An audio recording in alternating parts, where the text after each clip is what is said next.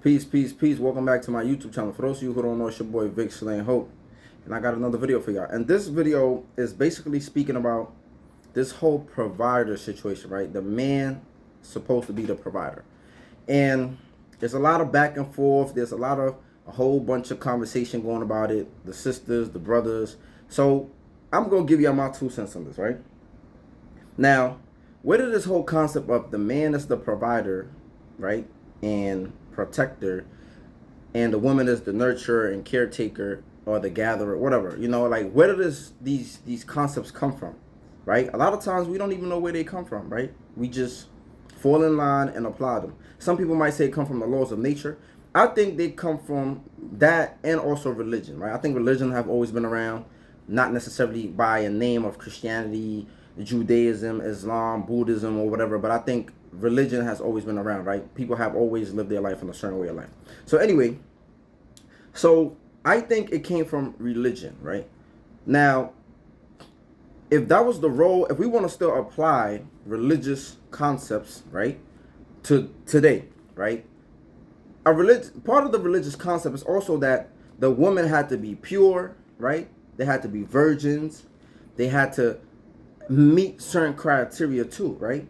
But I feel like today we only talk about, oh, you're supposed to be a provider, right? It's almost like the woman want traditional man, but she's not a traditional woman.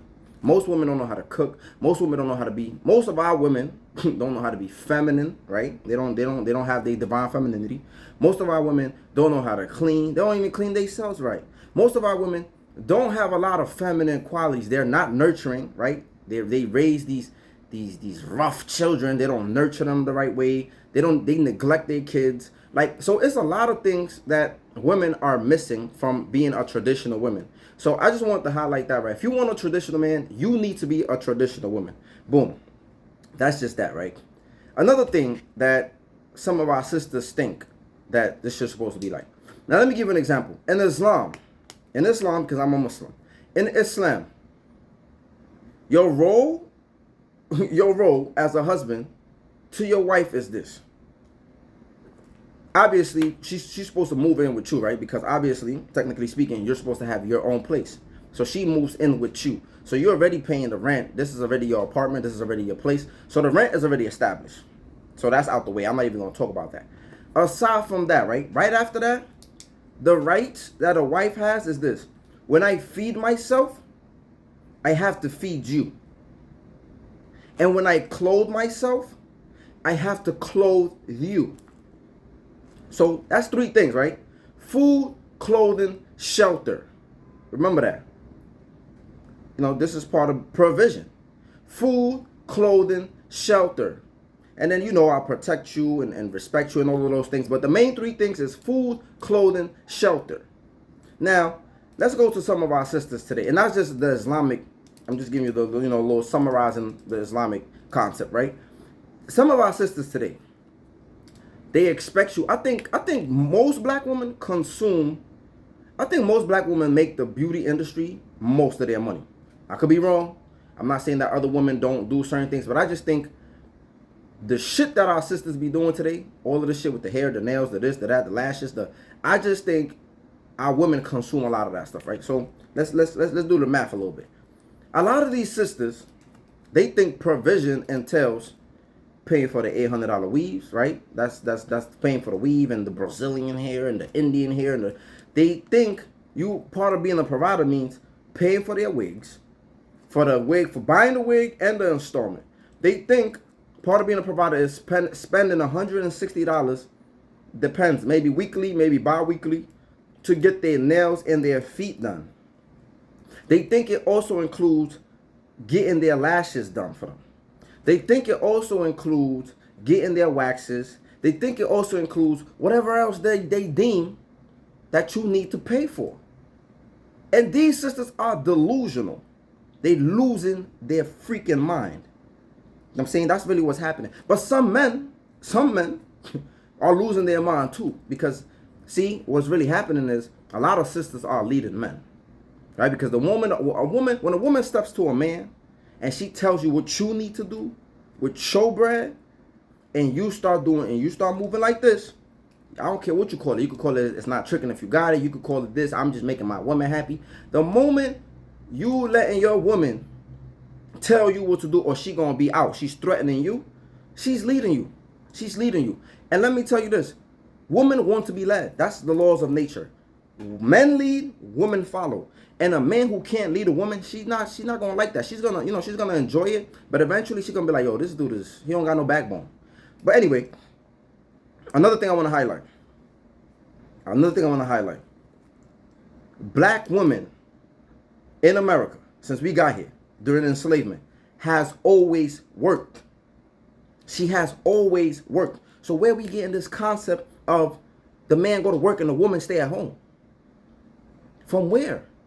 Now, don't get me wrong. I'm not saying that has not happened. I'm not saying that we haven't had black women who were able to benefit from the luxuries of staying at home while her man went to work. But let's be real. On the average, most black women have always worked in America. That narrative have only really applied to the white women, right? Because even when we didn't have no rights, the slave woman was always going to work. She was always in the master house taking care of the baby. She was always in the master house doing something. Some of them will be in the field. So our women have always worked. Again, I'm not saying this. Don't come with the exception. The exception is not the rule. I'm telling you, on the average, black people have to work together. Black man and black woman have to work together to come out of the depths of hell in America.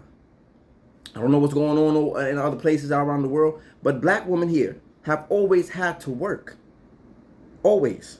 On the average, right? So today we're talking this, oh, the man's the provider and we supposed to be at home but shorty, you always have to work. We always have to work together. We always have to work together. You know what I'm saying? In the economy that we live in today, a man has to make almost six figures, just to be able to have his woman stay at home and chill with the kids, right? He has to make at least six figures just for you to live like that at home wife, taking care of the kids and et cetera, et cetera. He needs to make six figures. Only 5.4% of the male American population makes six figures. 5.4%. The average black man makes $41,000 a year. So you have unrealistic expectations. Somebody told you that you were supposed to stay at home and be a wife, and this is lovely, right? Yes, when a woman gets pregnant, yeah, you don't want your wife working. You should, you know, if you could do it, you should. It would be a beautiful thing to have your wife at home resting with the kids, you know, especially while they're young. That's a beautiful thing. But we need to be realistic in our conditions and what is our reality. We need to be real with ourselves. You need to do the math. And this is why a lot of sisters, they know, subconsciously they kind of know. This is why chicks are, they're hoping they land a rich dude. They're hoping they land a six-figure dude, seven-figure. And that's why a lot of times these chicks be appealing to the rappers, to the scammers, to the drug dealers, to certain people, right? They be appealing to them. I watched the video about when they did a survey. They was asking black women, who would they rather? A scammer, a trapper, or a 9-to-5 dude? And most of the sisters, damn near all the sisters said they want a scammer or a drug dealer, trapper. That's what they said. This is what they aspire to be with because they want to live a certain lifestyle. So we need to get, our sisters need to get their mind right. And our brothers too. Stop enabling these women. Because at the end of the day, it's going to take two incomes to be able to survive in this economy. That's a fact. Now, brothers, don't get mad if these sisters want to go chase the 5.4% of men that's out there in America making six figures. Let them go. But don't sit here and kill yourself or break your back to try to appeal to this woman's needs or her wants. You understand what I'm saying? Let her go. There's plenty of other women who understand it, who get it, and who are trying to work together with you to build something, to build an empire, to build a household, to build something beautiful.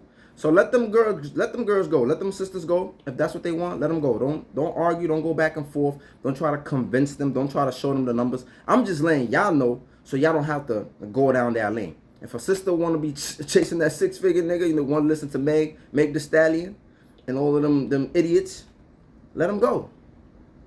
Let them go, brother. So hopefully y'all like the video. Enjoy it. Y'all like it. Comment, subscribe, share. Let me know what y'all think in the comment section. Or peace.